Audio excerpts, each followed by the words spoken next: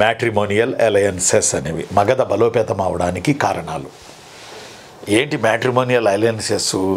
ఆ రోజుల్లో భారతదేశంలో 16 మహాజనపదాల్లో ఉన్నటువంటి చాలా జనపదాల్లో ఉన్నటువంటి వాళ్ళను వీళ్ళు వాళ్ళ యొక్క రాకుమార్తెలను వీళ్ళు వివాహాలు చేసుకున్నారు.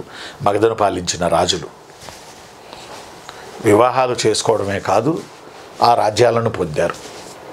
ఆ రాజ్యాలను పొందడమే కాదు, ఆ రాజ్యాల కింద ఉన్న సామంత రాజ్యాలను కూడా కట్నం కింద పొందారు. చాలా తెలివిగలవాళ్ళు మగధ రాజులు.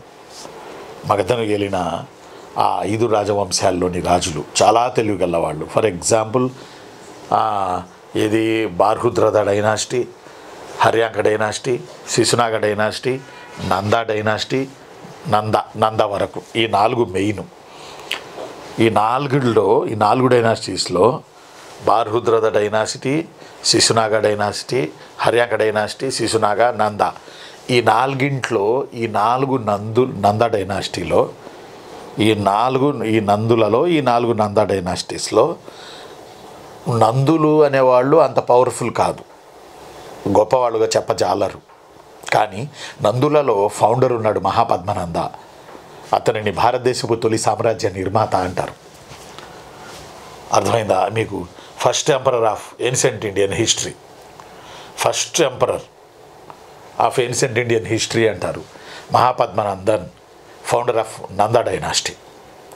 అంటే బార్హుద్రద, BARHUDRADHA, బార్హుద్రద, హర్యాంక, శిశునాగ, నంద ఈ వంశాలలో ఏలిన రాజుల్లో బింబిసార, వాళ్ళ అబ్బాయి అజాతశత్రు, ఆ తర్వాత నంద ఫౌండర్ మహాపద్మనంద, వీళ్ళు మగధ బలోపేతం కోసం వివాహ సంబంధాలు ఏర్పాటు చేసుకొని చుట్టూ ఒక కంచెలాగా మగధను కాపాడుకున్నారు. చుట్టూ ఒక కంచెలాగా వీళ్ళు మగధను కాపాడుకున్నారు. ఒక కంచెలాగా. What a wonderful situation there. ఒక కంచెలాగా వీళ్ళు మగధను కాపాడుకున్నారు. ఒక కంచెలాగా, చుట్టూతా కంచెలాగా మగధను కాపాడుకున్నారు. అంటే ఎలాగా? మహావగ్గ అని ఒక బుద్ధిస్టు గ్రంథం చెప్తుంది. మహావగ్గ దాని పేరు.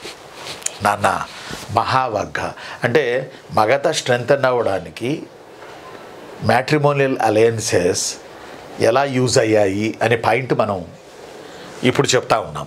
ఎలా యూజ్ అయ్యాయి మ్యాట్రిమోనియల్ అలయన్సెస్ అని.